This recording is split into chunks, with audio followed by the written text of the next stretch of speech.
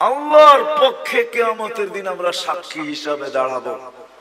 আমরা যখন সাক্ষী হিসাবে দাঁড়াবো তো আমাদেরকে আল্লাহ মাঠে দাঁড় করাবে না, আল্লাহর পাশে স্টেজে দাঁড় করাবে। কিন্তু সত্য তো এটা, হিসাব কিতাব তো হবে, ঠিক না? কি হবে না? হ্যাঁ, তা আমাদের নবীজি জিজ্ঞাসা করবে আল্লাহ হিসাব কিতাব কিভাবে নিবেন? তা আল্লাহ বলে সবাইটা যেরকম নিব এরকমই নিব। তা আমাদের নবীজি বলবে যদি সবার সামনে আমার উম্মতের হিসাব কিতাব নেন তাইলে তো আমি তো লজ্জিত হয়ে যাব, কেননা আমার উম্মত তো দুনিয়াতে গুনাহ করছে, আমি তো লজ্জায় পড়ে যাব। তা আল্লাহ জিজ্ঞাসা করবে তাইলে কিভাবে নিব? তো নবীজি বলবেন যে আমাকে নিতে দেন, আমি আলাদা ভাবে নেই। তা আল্লাহ প্রশ্ন করবে আপনাকে যদি নিতে দেই তো আপনিও তো আপনার উম্মতের গুনাহগুলা দেখবেন, তখনও তো আপনার চেহারাটা লজ্জায় ছোট হয়ে যাবে যে তোমরা আমার উম্মত হয়ে এই গুনাহ করলা, তো করলা কি কইরা, ঠিক না? সত্য তো? আল্লাহ জবাব দিবে বন্ধু ওয়াদা আপনার চেহারা আমি লজ্জিত করব না, বিদায় আপনার উম্মতের হিসাব কিতাব নিব আমি বটে, কারো সামনে না, আপনার সামনেও না, আমি পর্দার ভিতরে নিয়ে নিব, আপনাকেও জানতে দিব না, কাউকে জানতে দিব না। তো আমরা আল্লাহর বড় কাছের, বড় মহব্বতের, এই জন্য আমাদের বয়সটা খুব কম, কেননা আল্লাহ চান না এই উম্মত বেশি ক্লান্ত হোক, কেননা যতদিন থাকবে তত ক্লান্ত হইতে থাকবে, ঠিক না? কি বলেন? মনে হয় বুঝাইতে পারতেছি না। যত বেশি দিন থাকবো তত বেশি কি 950 বৎসর নূহ আলাইহিস সালাম ছিলেন, তো নিজেই ক্লান্তির কথা কোরআনে বলতেছেন, দাউতু কওমি লাইলাম ওয়া নাহারা, আমি 950 বৎসর রাত দিন দাওয়াত দিছি। এটা একটা ক্লান্তি না? না পরিশ্রম? না, বিশাল পরিশ্রম। 950 বৎসর টানা রাত দিন। তা আমাদেরকে আল্লাহ বেশি বয়স দেন না এই জন্য যে আল্লাহ চান না আমরা বেশি পরিশ্রম করি, এই জন্য বয়স কমায় দিছেন। আমার মনে হয় আরো কম দিতে চাইছেন, কিন্তু ভাবছেন আবার এত কম দিলে কেউ আঙ্গুল উঠায় কিনা, এই জন্য 60-70 বছর দিছেন, বেশি দেন নাই। কোন উম্মত কতদিন থাকবে দুনিয়াতে এটা কোন নবী রসুল বলা যায় নাই, কিন্তু আমাদের নবীজি আইসেই বলছে তোমাদের পরিশ্রম বেশি দিন করতে হবে না। আবার এটার উপরে একটা হাদিসও প্রমাণ আছে, আল্লাহর রসুল উদাহরণ দিয়ে বুঝাইতে চাইছেন যে কেউ শ্রমিক রাখছেন সকাল থেকে জোহর পর্যন্ত, এতটুক সময়ের বিনিময় পাইছে। কেউ জোহর থেকে আসর পর্যন্ত, সে এতটুক সময়ের বিনিময় পাইছে।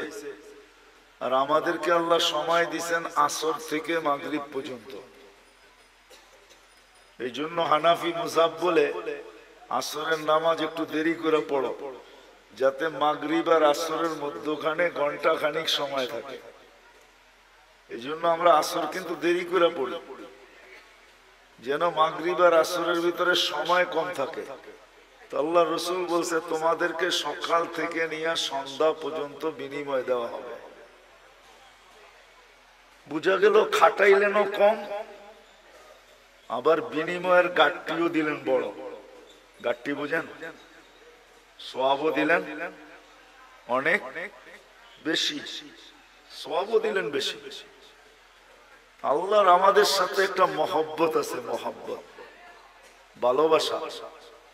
অনেকগুলো প্রমাণ দেওয়া যায়, বড় বড় প্রমাণ দেওয়া যায়। চলেন দুই একটা প্রমাণ দেই, যদি বুঝে আসে। বুঝে যদি আসে তাহলে দুই একটা প্রমাণ দেই। আল্লাহ নামাজ আমাদের উপরে ফরজ করছেন, ঠিক না? হ্যাঁ, কিন্তু পড়ে কয়জন? শতকরা কয়জন পড়ে? আরে বলেন না, কয়জন? কয়জন? 5 ওয়াক্ত নামাজ শতকরা কয়জন পড়ে? হ্যাঁ, কয় পার্সেন্ট পড়ে? হ্যাঁ, 2%। কত? আমি মাইনা নিলাম 10% পড়ে। শতকরা 10 জন 5 ওয়াক্ত নামাজ পড়ে, ঠিক না? 90 জন কি করে না? কি করে না? পড়ে না। তাহলে এদের ফরজের ঘাটতি হইল না হইল না? হইল। মনে হয় বোঝেন না আপনারা আমার কথা। ঘাটতি হইল না হইল না? হ্যাঁ। কিন্তু আল্লাহ কতটুকু ভালোবাসে, আল্লাহ আমাদের ফরজের ঘাটতি থাকতে দিতে চান না। এই জন্য আল্লাহ সিস্টেম করছে, রমজানে 70 গুণ ফরজরে বাড়ায় দিছে। এটা কিন্তু ভালোবাসার বিনিময়। আল্লাহ চান না ফরজের ঘাটতি থাকুক, অথচ শতকরা 90 জন পড়ে না। আল্লাহ বলে তোমাদের ফরজের ঘাটতি আমি থাকতে দিতে চাই না, কেননা তোমাদেরকে ভালোবাসি। তোমাদের ফরজের ঘাটতি থাকলে, ভালোবাসা আর ঘাটতি থাকা দুইটা একসাথে কখনো একসাথে মিলিত হইতে পারে না। এটা শোভা পায় না যে তোমাদের ফরজের ঘাটতি থাকুক। তো আল্লাহ বলে সারা বছর ঘাটতি হোক, তাতে কিছু আসে যায় না।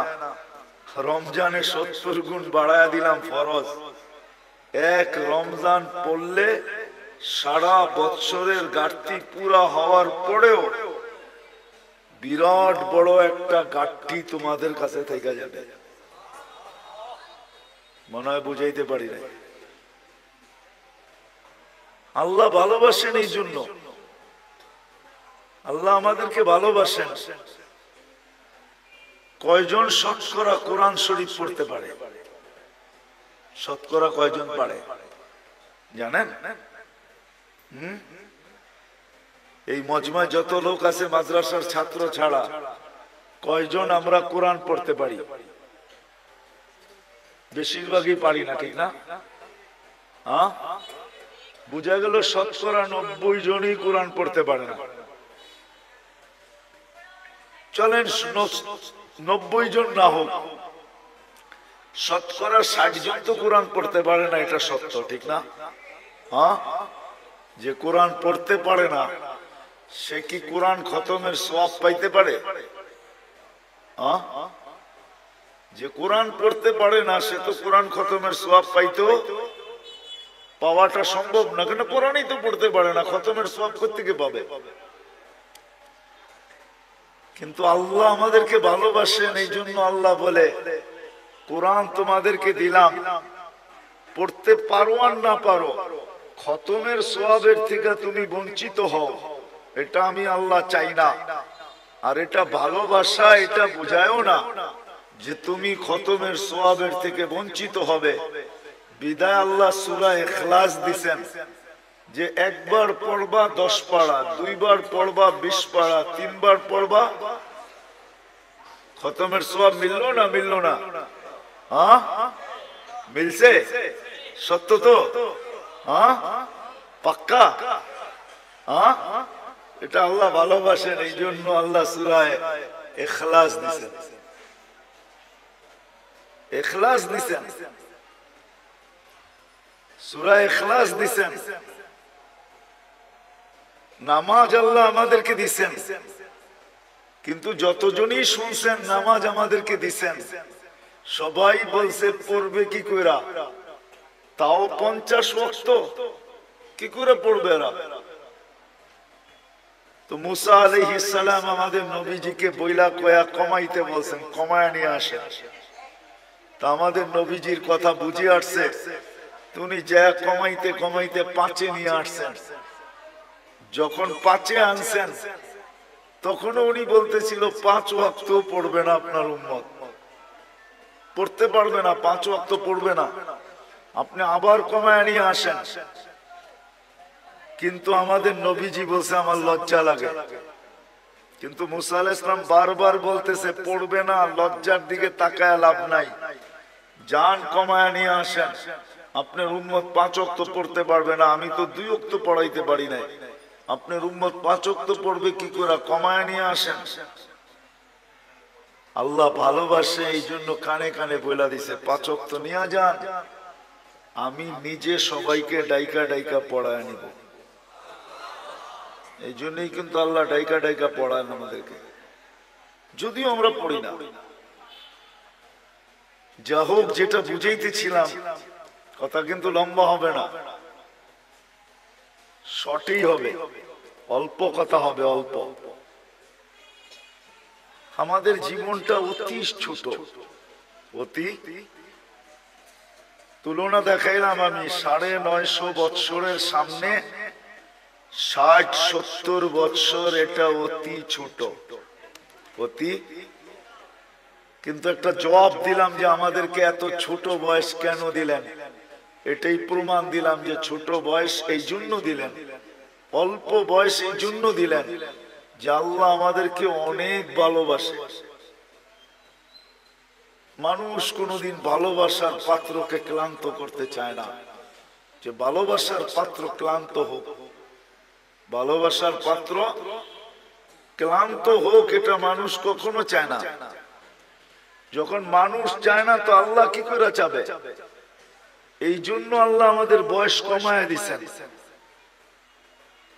আমাদের বয়স, ভালোবাসার লিস্টিটা যদি দেখি না যে আল্লাহ আমাদেরকে কতটুকু ভালোবাসে, কিতাবে পাই নাই, কিন্তু আমার মন বলে, মানুষের একটা মনও তো আছে না, আমার মন বলে আল্লাহ আমাদেরকে আরো কম দিতে চেয়েছিলেন মনে হয়, যে আমরা খালি দুনিয়াতে পা রাখবো আর উঠা চলে যায় সিধা জান্নাতে ঢুকবো।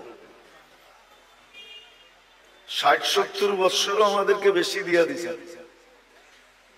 এই জন্যই কিন্তু আমাদের নবীজি আমাদেরকে বুঝাইতে চেষ্টা করছেন, বারবার বলছেন তোমাদের বয়স কম কম কম কম কম, আমার উম্মতি বাইনা 60 ও 70, 60-70 বছর আমাদের বয়স। কোন নবী কিন্তু উম্মতকে এইভাবে বলেন নাই, আমাদের নবীজি যেরকম আমাদেরকে বলছেন। কেননা আমাদের আল্লাহ যেরকম আমাদেরকে ভালোবাসেন, আমাদের নবীজিও আমাদেরকে এরকমই ভালোবাসেন। আমাদের আল্লাহ আমাদেরকে ভালোবাসেন, এরকম ভালোবাসেন যে কোনো উম্মতকে ভালোবাসেন না। হায়, আমার মনে হয় লেবেল কেন লাগাইছেন জানেন? হ্যাঁ, জানেন না? জিনিসে যদি চিহ্ন না থাকে না তো সবগুলা মিলা যায়, বোঝা যায় না কোনটা কিরকম, ঠিক না? তা আল্লাহ আমাদেরকে চিহ্ন লাগাইছেন, লেবেল লাগাইছেন, কুনতুম খায়রা উম্মাহ, উম্মত 100 লক্ষ হইতে পারে, কিন্তু তোমাদেরকে মিলাইলেও মিলবে না, কারণ তোমাদেরটাই লেবেল লাগানো আর একটাও লেবেল লাগানো না, তোমরা কারোর সাথে মিলবে না। এই জন্যই তো সাহাবায়ে কেরাম জিজ্ঞাসা করছে, ইয়া রাসূলুল্লাহ, কিয়ামতের দিন আমাদেরকে কেমনে চিনবেন এত মানুষের ভিতর থেকে? তা আল্লাহর রাসূল বলছে, চিনবো না কেন, তোমাদের গায়ে তো লেবেল লাগানো থাকবে। ওইখানে আবার লেবেল আরেকটা হবে, ওইখানে লেবেল আরেকটা হবে, ওইখানে আবার লেবেল আরেকটা লাগায় উঠাবে। গোর মুআজ্জাল মিন আসারিস সুজুদ। আল্লাহর রাসূল উপমা দিয়ে বুঝাইছে যে এক ধরনের ঘোড়ার ভিতর থেকে যদি একটা ঘোড়া সাদা হয় বা এতটুক জায়গা যদি তার সাদা হয় তো তোমরা চিনবে? তো বলছে, ইয়া রাসূলুল্লাহ, এটা তো সহজ, সবই একরকম আর এটাই শুধু আলাদা, তো এটা চিনবো না কেন? তো বলছে, তোমরাও কিয়ামতের দিন লেবেল লাগায়া উঠানো হবে। তো আমাদের নবীজিও আমাদেরকে খুব ভালোবাসেন, যেমন আল্লাহ ভালোবাসেন এমন নবীজিও আমাদেরকে ভালোবাসেন। আমার মনে হয় না কোন উম্মত, কোন নবী রাসূল তার উম্মতকে এতটুকু ভালোবাসেন। আমাদের নবীজি আমাদেরকে, আমরা যদিও ভালোবাসি না, আমরা শুধু বলি বাসি, আমরা বলি মুখ দিয়া যে নবীকে ভালোবাসি, কিন্তু ফতুয়া দিলে আবার উল্টা হয়ে যাবে। জানি না এলাকার মানুষ সইতে পারবেন কিনা, বইলা ফেলবো? হ্যাঁ জিও বুঝেন। কিন্তু আব্দুল কাদের জিলানী রহমতুল্লাহ আলাইহি লেখছেন ফাতহুর রব্বানির ভিতরে, ওনার একটা কিতাব আছে ফাতহুর রব্বানি, ওটার ভিতরে উনি লেখছেন লিসানুকা মুমিন কলবুকা মুনাফিকুন। তোর জবানটা তো মুসলমান, তোর দিলটা তো মুনাফিক। আমরা মুখে তো বলি মোহাব্বত করি নবীকে, কিন্তু আসলে দিলে মোহাব্বত করি না। এই জন্য আমাদের মুখটা মুসলমান হইতে পারে, কিন্তু দিলটা আমাদের মুনাফিক। আমরা মুখ দিয়ে বলি মোহাব্বত করি, কিন্তু দিল দিয়া না। কি দিয়া না? দিল দিয়া। প্রমাণ দিমু? এইখানে একজনও নাই মাদ্রাসার তালেবে ইলম ছাড়া যে আমি এই বয়সে যতবার চুল কাটছি একবার ছায়া আমি সেলুনে বলছি আজকে আমার চুলটা আমার রাসূল সাল্লাল্লাহু আলাইহি ওয়াসাল্লাম যেমন পছন্দ করতেন ওরকম ভাবে কাইটা দাও। এই শব্দগুলা বইলা চুল কাটছি জীবনে একবার। যার বয়স যতটুকু কি কাটছেন?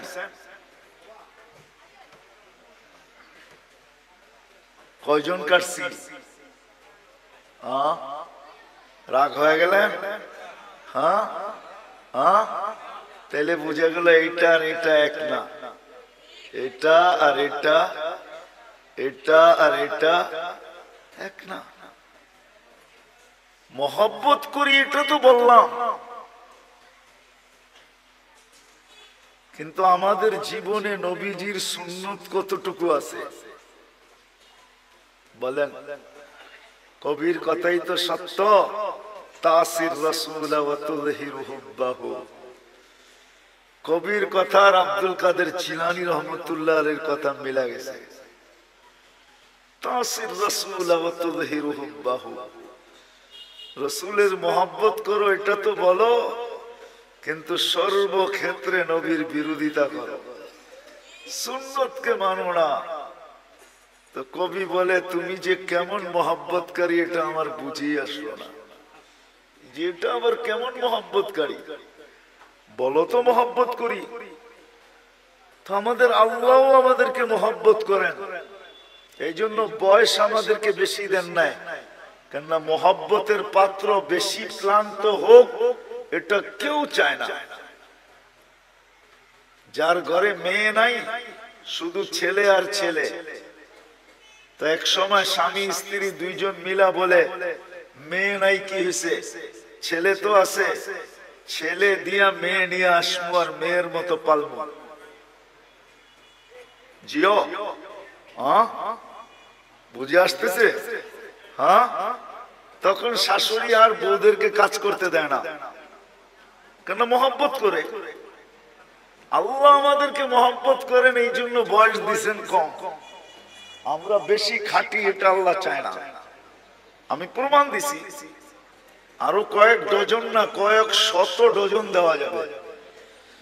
আমাদের নবীজিও আমাদেরকে মোহাব্বত করেন।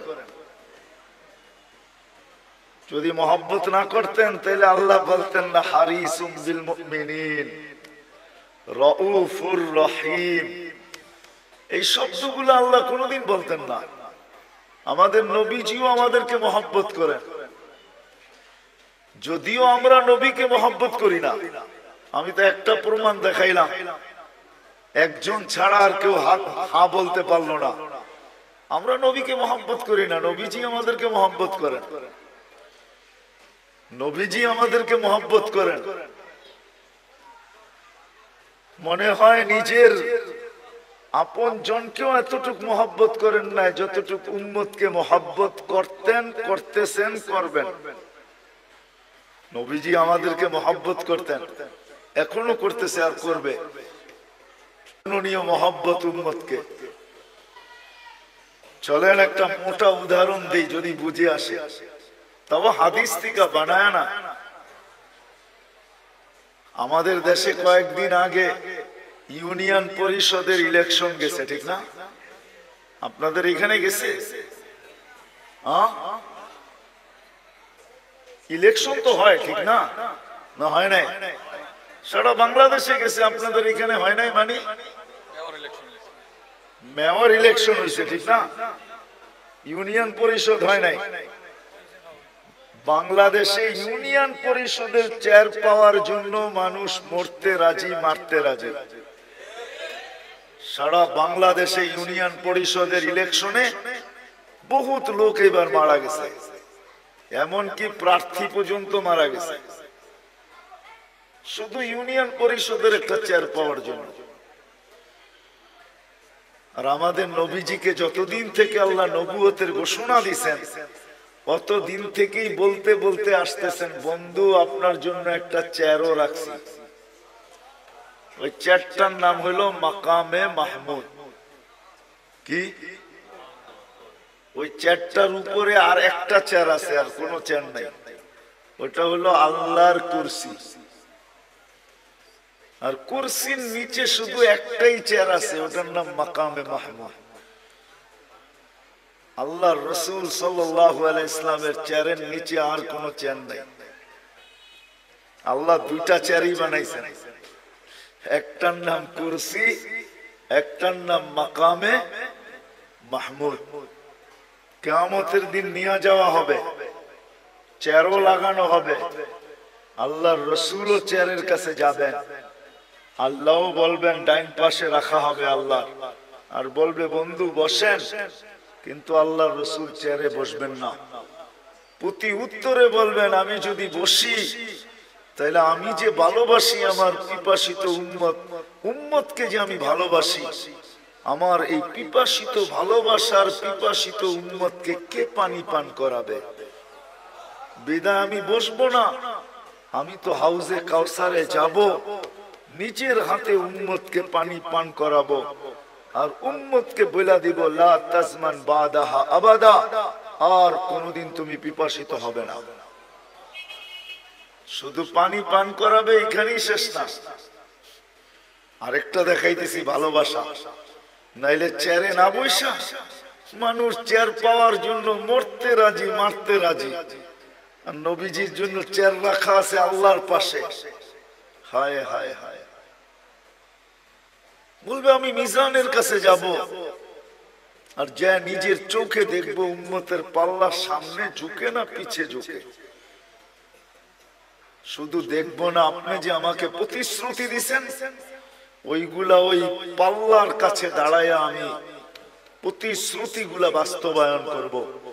আপনি আমাকে প্রতিশ্রুতি দিছেন, আমি চাইলেই নাকি দিব, তো পাল্লা যখন সামনে ঝুঁকবে না, তো আমি চাবো উম্মতের জন্য চাওয়ার হাত আপনার সামনে উঠায়া দিব। আপনি প্রতিশ্রুতি দিছেন সুপারিশ করলে কবুল করবেন, আপনি প্রতিশ্রুতি দিছেন সাউফা ইউতিকা রাব্বুকা ফাতারদা, আমাকে রাজি করে ছাড়বেন। উম্মতের পাল্লা সামনে না ঝুঁকলে আমি রাজি হব না, না না না না। আপনি প্রতিশ্রুতি দিছেন লা ইউখজিকা ফি উম্মতি, উম্মতের ব্যাপারে আমাকে লজ্জিত করবেন না। কিন্তু যদি পাল্লার সামনে না ঝুঁকে, তো ফেরেশতা তো ঘোষণা দিয়া দিবে অমুকের উম্মত নাম এটা, বাবার নাম এটা, চিরদিনের জন্য অসফলতার চেহারা দেখা ফেলছে, তো আমার মুখটা থাকবে তো থাকবে কোথায়? ওই সময় আপনার কাছে আমি বলবো পাল্লা যদি না ঢোকে তাইলে তো আমার চেহারা মলিন হয়ে যাবে। আপনি তো ওয়াদা করছেন আমার চেহারাকে মলিন হইতে দিবেন না, তো আমি পুলসিরাতের মিজানের ওইখানে ছুটবো, আমি চেয়ারে বসবো না, ওইখানেই শেষ না। বলবে আবার পুলসিরাতে দৌড়াইতে থাকবো, ওইখানে যা দেখবো পার হতে পারলো কি পারলো না। তো আমি যদি পার হতে না পারে, তো আমি দুরুদের কাঠি মাথায় দিয়া পার করায় দিব। চেয়ার আমার মাইনা নিলাম, কিন্তু আমি বসবো না, না না না। এটা হলো ভালোবাসার ফল। ওই দিন, যেই দিন সমস্ত নবী রাসূল নফসি নফসি বলতে থাকবে, কোন নবী নিজের মাকেও চাবে না। কিতাবে পাওয়া যায় মুসা আলাইহিস সালাম তো বলেই ফেলবে লা আসআলুকা উম্মি ওয়ালা আসআলুকা উখতি, আজকে মাকেও চাই না, বোনকেও চাই না, আসআলুকা নফসি, আপনি আমাকে বাঁচায় দেন। কেমন ভালোবাসাটা আমাদেরকে বাঁচতে। বিদায় আবার শুরুতে চলে যেতেছি, আমাদের জীবনটা অতি কি মনে আছে? অতি ছোট। আর ছোট এই জন্য যে আমরা আল্লাহর ভালোবাসার পাত্র। বিদায় আল্লাহ বেশি পরিশ্রম আমাদের দ্বারা চান। শুধু আল্লাহর ভালোবাসার পাত্র না, আমরা নবীজিরও ভালোবাসার পাত্র। আমাদের নবীজি উম্মতকে বড় ভালোবাসতেন, সত্য এটাই। কিন্তু এটাও বলছি আমি, আফসোসের বিষয়, উম্মত শুধু মুখে ভালোবাসে, মনে ভালোবাসে। শুধু মুখে কি করে? নবীকে মুখে ভালোবাসে, মনে ভালোবাসি না। মনে আমরা ভালোবাসি না। মনে যদি ভালোবাসতাম তাহলে আমি প্রমাণ দিলাম, তাহলে সবাই হাত তুলা বলতো নবীর আদর্শের থেকে দূরে কেউ সরত না। কেননা এটাই তো সত্য, যে যাকে ভালোবাসে তার অনুসরণ অনুকরণ তার কাছে মজা লাগে। কি লাগে না? না লাগে না? তা আমরা যদি ভালোবাসি তো আমরা তো অনুসরণ অনুকরণ নাই, আছে নাকি? কি বলেন? শতকরা কয়জনের ভিতরে আছে? আপনি জুব্বা পড়েন দেখি কি সবাই পড়ে নাকি? আপনি দাড়ি রাখছেন দেখি সবাই দাড়ি রাখে নাকি? অথচ দাড়ি তো নবীজি নিয়ে আসছে আমাদেরকে জান্নাতের টিকিট দেওয়ার জন্য। এই উম্মতকে দাড়ি দিছে জান্নাতে যাওয়ার জন্য। অন্য উম্মতকে কেন দিছে এটা আমি জানি না। এই উম্মত দাড়ি দেখায়া জান্নাতে যাবে। কোথায়? কি দেখায়া? দাড়ি দেখায়া চলে যাবে। দাড়ি দেখায়া এই উম্মত দাড়ি দেখায়া জান্নাতে চলে যাবে। তাফসীরের কিতাবে এটা পাওয়া যায়। মুসা আলাইহিস সালামের ব্যঙ্গ করত একটা লোক, এটার নাম সামেরি ছিল। সামেরি মুসা আলাইহিস সালামকে ব্যঙ্গ করত। ব্যঙ্গ বোঝেন তো? ব্যঙ্গ করত নকল করা দ্বারা। পাগড়ি ওরকম, চুল ওরকম লম্বা, দাড়ি ওরকম, জুব্বা ওরকম, লাঠি এরকম, চলা ঢং এরকম, কথা এরকম, সারাদিন পিছে লেগে থাকতো আর মুসা আলাইহিস সালামকে খেপাইতে থাকতো। কিন্তু ঈমান আনে নাই। সে ফেরাউনের দলের লোক ছিল। যখন ফেরাউনকে আল্লাহ ডুবায় মারে তো সামেরিকে আল্লাহ ডুবান নাই। তো যখন উঠা আসছে তো মুসা আলাইহিস সালাম বলতেছে, আল্লাহ ফেরাউন আমার বিরুদ্ধে ছিল বটে, কিন্তু এইটার মতো না। এটারে কেন বাঁচাই না? এটারে কেন এটারে বাঁচাই দিলেন? ও তো সারাদিন পিছে লেগে থাকে আর আমাকে ব্যঙ্গ করতে থাকে আর আমাকে খেপাইতে থাকে। ওরে ডুবাইলেন না কেন? আল্লাহ বলে, ডুবাইতে চাইছিলাম কিন্তু লজ্জা পায়া গেছি। আপনার মতো চুল দেখা, দাড়ি দেখা, জুব্বা দেখা, পাগড়ি দেখা, লাঠি দেখা, অঙ্গি ভঙ্গি দেখা লজ্জা পায়া গেছি, এই জন্য ডুবাই নেয়। তো মুসা আলাইহিস সালামের অনুসরণ অনুকরণ করে যদি ডুবার থেকে সামেরি বাঁচতে পারে, তো আমরা দাড়ি দিয়ে জান্নাতে কেন যেতে পারবো না? কি বলেন? আরে বুঝে আসছে? আল্লাহ দাড়ি দিয়েছিলেন জান্নাতে যাওয়ার জন্য, আর পাইকা গেলে তো কোনো কথাই নেই। এটা তো সিল লেগে যাবে যদি পাইকা গেল।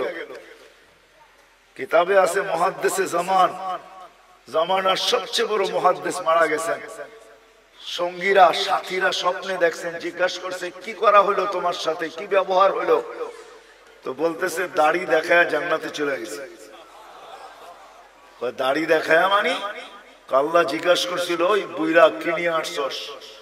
তো আমার হাদিস মনে উঠছে, আমিও বইলা ফেলছি দাড়ি নিয়ে আসছি আর কিচ্ছু নিয়ে আসি না। আল্লাহ জিজ্ঞাসা করছে রাগ হইয়া, শুধু দাড়ি? তো আমিও ডাইটা বলছি, কেন আপনি বলেন নাই জিবরিল আলাইহিস সালামকে? জিবরিল আলাইহিস সালাম বলেন নাই আমাদের নবীজিকে আমাদের নবীজি কি বলে নাই সাহাবাকে, সাহাবা কি বলে নাই তার ছাত্রকে, সে কি বলে নাই তার ছাত্রকে, সেই তো আমার ওস্তাদ, সে তো আমাকে বলছে আপনি নাকি সাদা দাড়ি দেখলে লজ্জা পান, এইখানে তো আয়সা দেখি উল্টাটা, সাদা দাড়ি বলতে দেরি, আপনি চোখ বড় বড় করতে দেরি করেন নাই। তো আল্লাহ হাইসা দিয়া বলে সবাই সত্য বলছে, আমিও সত্য বলছি, মাফ করে দিলাম যা। এই উম্মতকে তো আল্লাহ দাড়ি দিয়েছেন জান্নাতে যাওয়ার জন্য, কিন্তু এই উম্মত সারা দিন দাড়ি কাটে, ঠিক না? কি রাখে কয়জন আর কাটে কয়জন, ঠিক না? সত্য তো। আমি কিন্তু আবার পিছনে চলে যেতেছি, আমাদের জীবনটা অতি ছোট, কারণ এটাই যে আল্লাহ আমাদেরকে অনেক ভালোবাসে। যেমন আল্লাহ আমাদেরকে ভালোবাসেন, আমাদের নবীজিও আমাদেরকে এরকম ভালোবাসেন, যার কারণে আমাদের জীবনটা ছোট। কেন ভালোবাসার পাত্র বেশি পরিশ্রম করুক, এটা কোনোদিন চায় না। যে ভালোবাসে সে চায় না ভালোবাসার পাত্র বেশি পরিশ্রম করুক, এটা চায় না। বিদায় আমাদের নবীজিও চায় না, আল্লাহও চায় না আমরা লম্বা জীবন পাই। আর একটা কারণও আছে, কিন্তু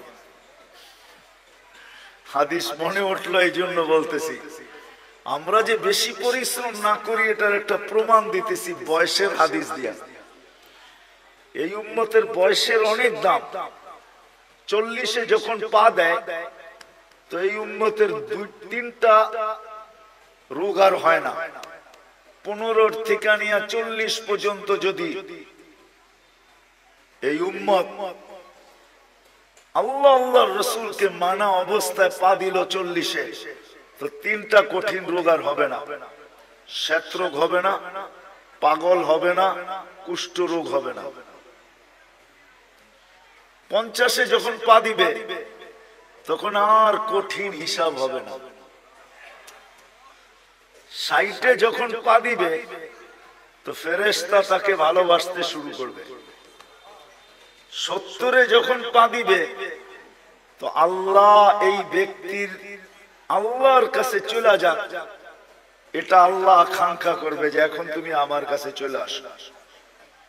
80-তে যখন পা দিবে, ভালোবাসা দেখাইতেছি কিন্তু ভালোবাসা, 80-তে যখন পা দিবে তা আল্লাহ বলবে গুনাহ লেখো না,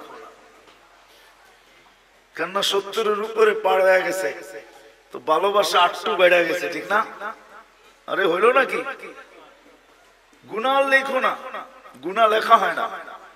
90-তে যখন পা দেয়, 90-তে 90 বছর বয়সে পা দিয়া ফেলছে, তা আল্লাহ বলে আগে পিছের গুনাহ আর রাখো না। এটা কি ভালোবাসা? ভালোবাসার প্রমাণ যে আল্লাহ কত ভালোবাসে, আগে পিছের গুনাহ মাফ। আল্লাহ বলে পিঠে লেখা দাও, এটা আল্লাহর কয়েদি আল্লাহর জমিনে এখনো রাখা আছে। আল্লাহ আমাদেরকে ভালোবাসেন, এই জন্য আমাদের বয়স কম। রাসূলুল্লাহ সাল্লাল্লাহু আলাইহি ওয়াসাল্লাম আমাদেরকে কি বাসেন? আমাদেরকে ভালোবাসেন। কিন্তু আফসোস এই জায়গায় যে আপনি আর আমি কতটুকু ভালোবাসি। এই জন্যই আবারও বলতেছি, আমাদের জীবনটা অতি আমরা দোনো দিক থেকে ভালোবাসার পাত্র। দোনো দিক থেকে, দোনো দিক বুঝেন? আল্লাহর পক্ষ থেকেও আমরা ভালোবাসার পাত্র, আমাদের নবীজির পক্ষ থেকেও আমরা ভালোবাসার পাত্র। চলেন একটা হাদিস মনে উঠলো শুনাই। যদিও কিয়ামতের দিন আমাদেরকে আল্লাহ দাঁড় করাবে না, কোথায়?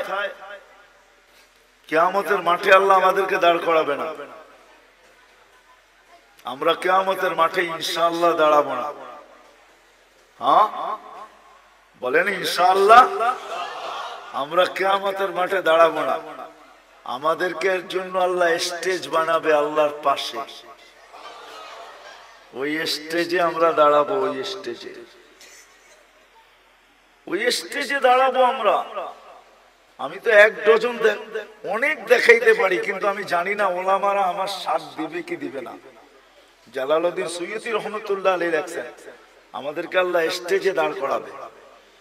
কেননা কোরআন বলে সুহাদা আলান নাস, আমরা কিয়ামতের দিন আল্লাহর পক্ষে সাক্ষী হিসাবে দাঁড়াবো।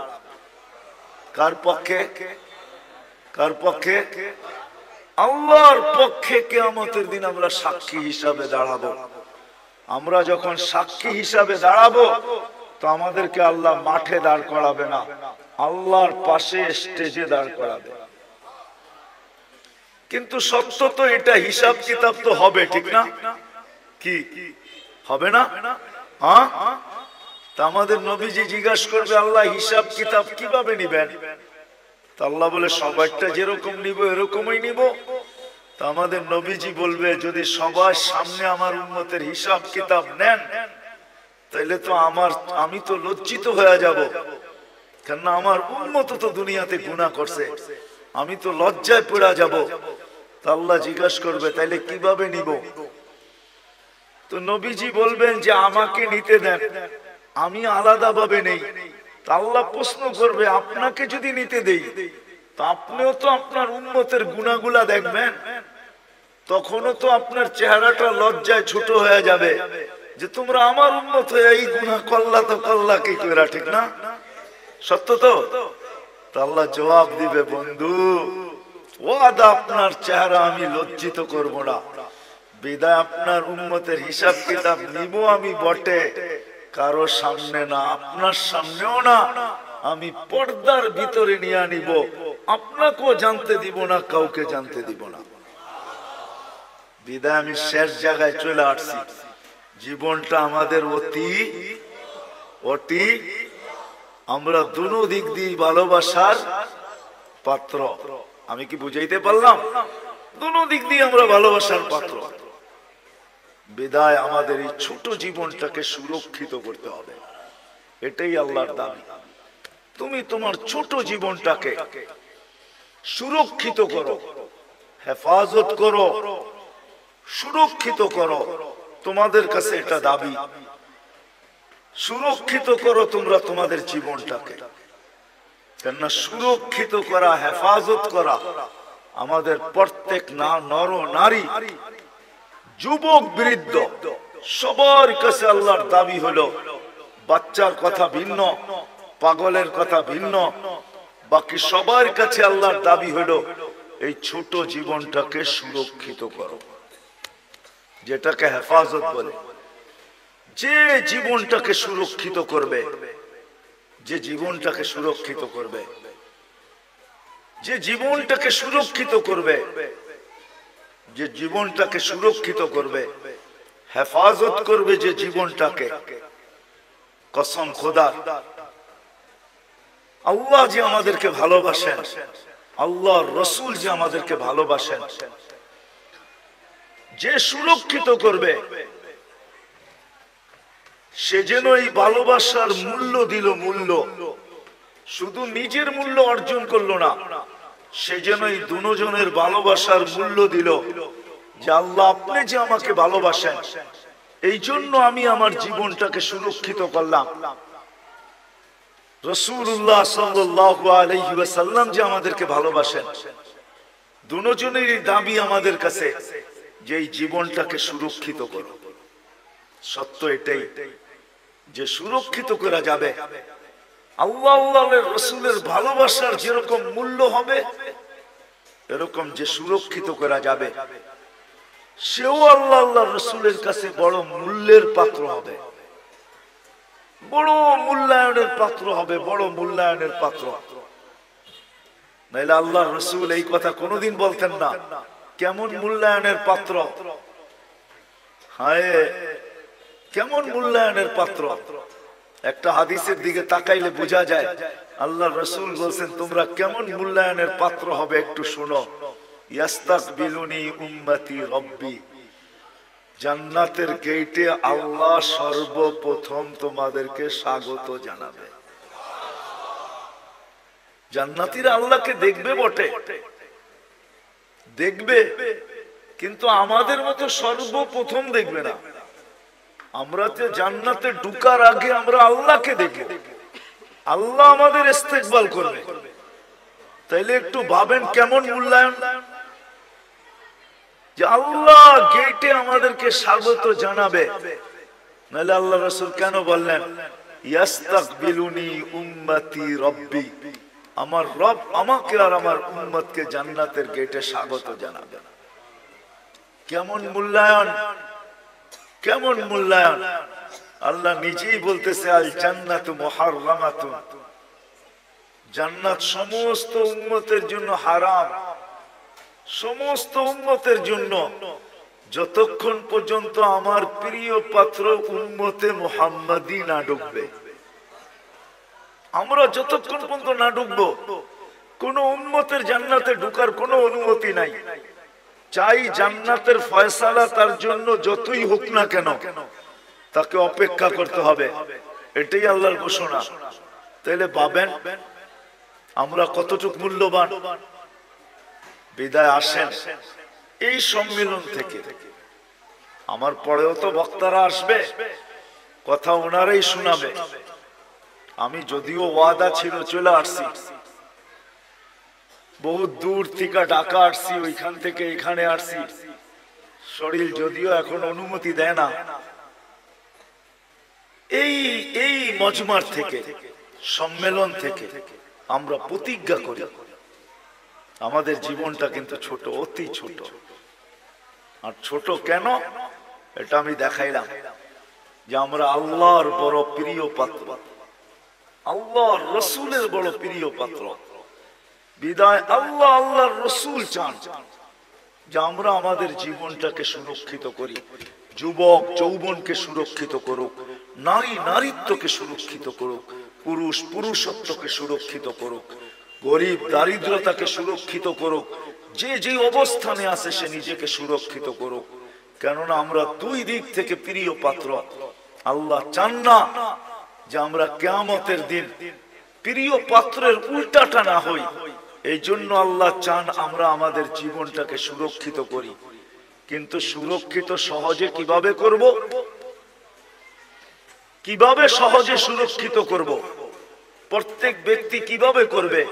যুবক কিভাবে করবে? নারী কিভাবে করবে? পুরুষ কিভাবে করবে? প্রত্যেক ব্যক্তি, প্রত্যেক অবস্থানওয়ালা, পেশাওয়ালা, বাসাওয়ালা, রংওয়ালা, কালারওয়ালা, প্রত্যেক ব্যক্তি কিভাবে সুরক্ষিত করবে? আল্লাহ মুহাম্মদুর রাসূলুল্লাহ সাল্লাল্লাহু আলাইহি ওয়াসাল্লামের মাধ্যমে আমাদেরকে এটা শিখাইছেন যে আমরা কিভাবে সুরক্ষিত করব। এই জন্য আমি দুই চারটা দেখাইছি আপনাদেরকে। এটাও কিন্তু সুরক্ষিতর একটা। যদিও এই মজমায় কেউ নাই যে প্রতিদিন এক খতম কোরআনের নিয়তে 3 বার সূরা ইখলাস পড়ে, এরকম কয়জন আছি আমরা এখানে? প্রতিদিন এক খতম কোরআনের সওয়াব আমার আমলনামায় আসুক, এই নিয়তে ডেইলি সূরা ইখলাস 3 বার পড়ি, এরকম কয়জন আছে? আমার কথা বোঝেন, তারপরে হাত উঠায়েন।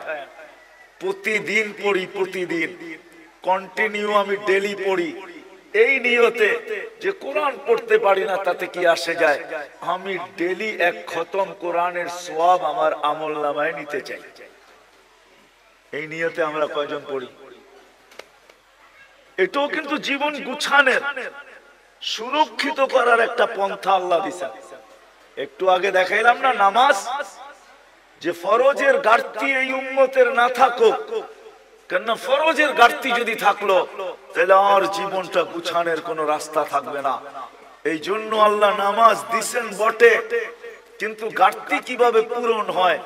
কেননা আপন জনের ঘাটতি যদি পুরা না হইলো তাহলে কিয়ামতের দিন কেউ বলেও তো ফেলতে পারে যে লেবেল লাগায় তো দুনিয়াতে পাঠাইলেন খায়রা উম্মা, এখন তো আমরা দেখি ফরজ পুরাটাই নাই, পুরাটাই খালি, এদেরকে খায়রে উম্মতের লেবেল লাগায় পাঠাইলেন, ফরজের পুরা পুরা ঘাটতি। তো আল্লাহ ওটাকে পূরণ করার জন্য রমজানকে 70 গুণ বাড়ায় দিয়েছেন। আল্লাহ চান না, এই জন্য মুহাম্মদুর রাসূলুল্লাহ সাল্লাল্লাহু আলাইহি ওয়াসাল্লামকে আল্লাহ পাঠাইছেন।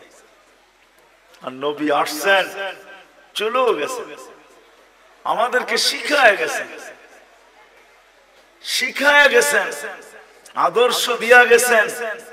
আল্লাহ নিজেও ঘোষণা দিতেছেন, আল্লাহ নিজেও ঘোষণা দিতেছেন, লাকাদ কানা লাকুম ফি রাসূলিল্লাহি উসওয়াতুন হাসানাহ। আল্লাহ নিজেও ঘোষণা দিতেছেন, ওয়া ইন তুতিউহু তাহতাদু। আল্লাহ নিজেও ঘোষণা দিতেছেন, মান আতা আর রাসূল ফাকাদ আতা আল্লাহ। আল্লাহ নিজেও ঘোষণা দিয়ে বুঝাইতে চাইতেছেন, ইন কুনতুম তুহিব্বুনাল্লাহ, তুমি বলো আল্লাহকে ভালোবাসো। প্রমাণ কি? তো আল্লাহ প্রমাণও বুঝিয়ে দিতেছেন আমাদেরকে, ইন কুনতুম তুহিব্বুনাল্লাহ ফাত্তাবিউনি, আমার বন্ধুর অনুসরণ অনুকরণ করো। আসেন এই মজলিস থেকে আজকে আমরা সবাই ওয়াদা করি যে আমার এই ছোট জীবনটা, যেটা অতি ছোট, দুই দিক দিয়েই আমরা মহব্বতের ভালোবাসার পাত্র, আমি এটাকে সুরক্ষিত করতে চাই। আল্লাহ, আল্লাহর রাসূলের, রাসূলুল্লাহ সাল্লাল্লাহু আলাইহি ওয়াসাল্লামের অনুগত্যের মাধ্যমে, আদর্শের মাধ্যমে, রাসূলুল্লাহ সাল্লাল্লাহু আলাইহি ওয়াসাল্লামের সুন্নতকে মানার মাধ্যমে। নাইলে বড় ব্যথা পাবেন, কিন্তু বড় ব্যথা।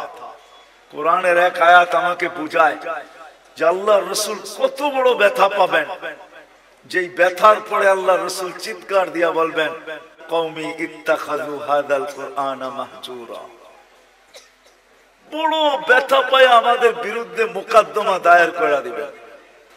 বড় ব্যথা পায়, কিন্তু বড় ব্যথা, বড় ব্যথা পাবেন।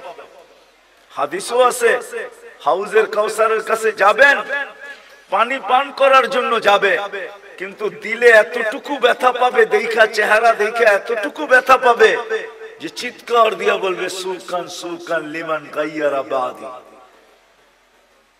অথচ যে রাসূল উম্মতকে এত ভালোবাসতেন, আরবির সাথে সম্পর্ক নাই তো, এই জন্য জানি না যে আল্লাহ রাসূল আমাদেরকে কতটুকু ভালোবাসতেন, কতটুকু ভালোবাসতেন।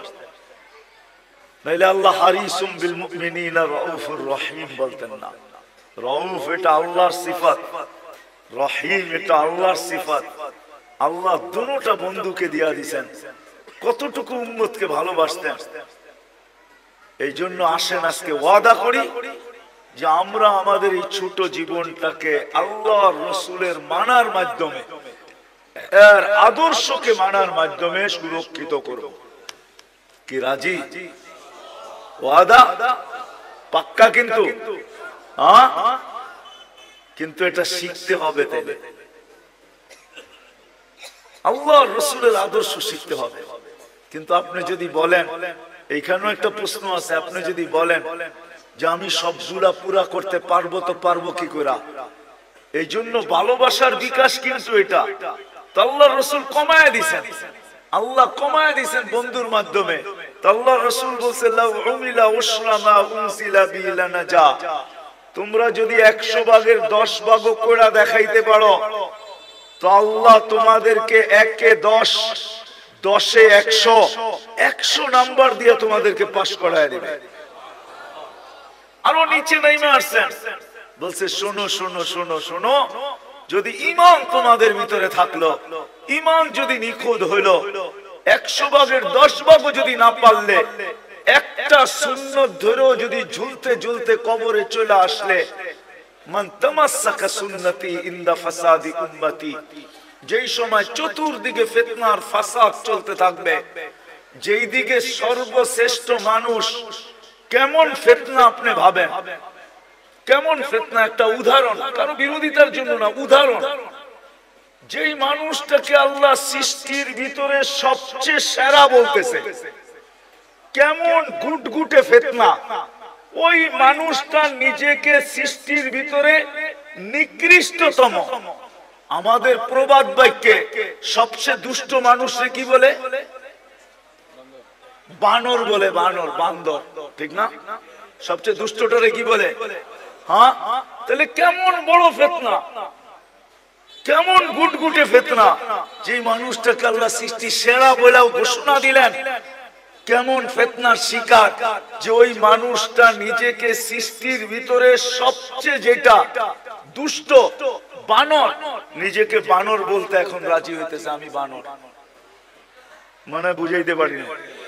হ্যাঁ, আল্লাহর রাসূল বলতেছে এরকম ফিতনার সময় যে একটা সুন্নতকে ধরা ঈমানের সাথে কবরে আসবে, আল্লাহ তাকে 100 শহীদের মালা পরায়া স্বাগত জানাবে। তাহলে আসেন আজকে ওয়াদা করি, শুধু মুখে মুখে ভালোবাসা বললে হবে না, ঠিক না? তাইলে ওই প্রবাদ বাক্যই সত্য হবে, মোহ মে শেখ ফরিদ ভূগোল মে, মানে আপনাদের সিলেটে এই প্রবাদ বাক্য নাই, ঠিক না? মোহ মে শেখ ফরিদ ভূগোল মে কি, মুখে তো শেখ ফরিদ বলে ভূগোলের মধ্যে ইট রাখা। একটা প্রবাদ বাক্য আছে, মোহ মে শেখ ফরিদ ভূগোল মে ইট। এরকম যেন না হয় যে মুখে তো বলি নবীকে মহব্বত করি কিন্তু বাস্তবে প্রদর্শন করি না। তাইলে আমারও এরকমই হবে যে আমি মুখে তো শেখ ফরিদ বলি কিন্তু ভূগোলে ইট নিয়ে দাঁড়ায় আছি, পাইতে দেরি মাথায় মারতে দেরি করবো না। আমাদের দোষও এরকমই হবে। বিদায় আসেন, জীবনটা অতি ছোট, দুই দিক থেকেই আমরা প্রিয় পাত্র, এটাকে সুরক্ষিত করা দোনোজনের পক্ষ থেকে দাবি। আর সুরক্ষিত কিভাবে করব, এটার জন্যই মুহাম্মাদুর আল্লাহর রাসূলের আদর্শ। আসেন শিখি, শিখবো তো পাক্কা। কার কাছ থেকে শিখবেন? নেটের থেকে? কার থেকে? হক্কানি আলেম আর আল্লাহ ওয়ালাদের থেকে, হক্কানি আলেমদের থেকে। এখন তো হক্কানি আলেম দেখানোর সময় আমার নাই, নাইলে আপনাদেরকে বুঝায়া বলতাম যে হক্কানি আলেম কারা। এদের কাছ থেকে শিখেন, হ্যাঁ এদের কাছ থেকে শিখেন। কিতাবে আছে হক্কানি আলেম কারা, এই জন্য কিতাবে নিষেধ করছে লা তাজলিসু ইনদা কুল্লি আলেম ইল্লা আলিমুন ইয়াদউকুম মিন খামসিন ইলা খামসিন। 5 জিনিসের থেকে 5 জিনিসের দিকে যারা ডাকে তোমাদেরকে, এরা হলো হক্কানি আলেম। এদের কাছ থেকে শিখো, নবীর আদর্শ শিখো। কেননা দুনিয়াটা ছোট হয়ে আসতেছে, কার মৌত কখন হবে। কেননা কিয়ামতের আগে আল্লাহর রাসূল বলছেন, কিয়ামতের আগে আল্লাহর রাসূল বলছেন মানুষের অপমৃত্যুর হার বেড়ে যাবে। হার, অপমৃত্যু বুঝেন? হঠাৎ মৃত্যুর হার বেড়ে যাবে। এখন সারা দুনিয়া দেখলে দেখা যায় প্রতিদিন 75% মানুষ, 3 থেকে 4 লক্ষ মানুষের ভিতর থেকে 75% মানুষ হঠাৎ মৃত্যু হয়। হঠাৎ, এটা কিয়ামতের নিদর্শন। কখন আমরা মারা যাব জানি না। এই জন্য হক্কানি আলেমদের কাছ থেকে শিখেন, এটাও একটা বাগান। হক্কানিয়াতের একটা বাগান হলো এটা জামিয়া ইসলামিয়া লুৎফাবাদ, এটাও একটা বাগান। এরকম সিলেটে হাজারো বাগান আছে, হাজারো, একটা দুইটা না। সিলেট বোর্ডালারা বলতে পারবে কত বাগান আছে সিলেটে। সিলেট বোর্ড যেটা, এরা বলতে পারবে ছোট বড় কত বাগান আছে সিলেটের ভিতরে। এদের কাছ থেকে শিখি, একটা সুন্নত হলো নিজের সম্বল বানাই। আমি তো যুবকদেরকে বলি যে তুমি জীবনে একবার হলো চুল কাইটা নিজের কাছে রাখো, কিয়ামতের দিন যখন দেখা হবে তো বলার সুযোগ হবে যে আমি একদিন আপনার স্টাইলে চুল কাটছি, আমাকে কি দিবেন দেন। হাত পাতার সুযোগ হবে। আর যদি একদিনও না কাটলো তো হাত পাতবে, তো পাতবে কি করে, ঠিক না? কি হ্যাঁ, কি বলেন, কি করে হাত পাতবে? এই জন্য তো আমি বলি আসেন হক্কানি আলেমদের থেকে শিখি। আর সবচেয়ে বড় কথা যেটা, একের ভিতরে 100, আজকের থেকে নামাজ কেউ ছাড়বো না। ওয়াদা পাক্কা। আল্লাহ আমাদেরকে আমল করার তৌফিক দান করেন। কেউ উঠাউঠি করবো না। ওমা আলাইনা ইল্লাল বালা।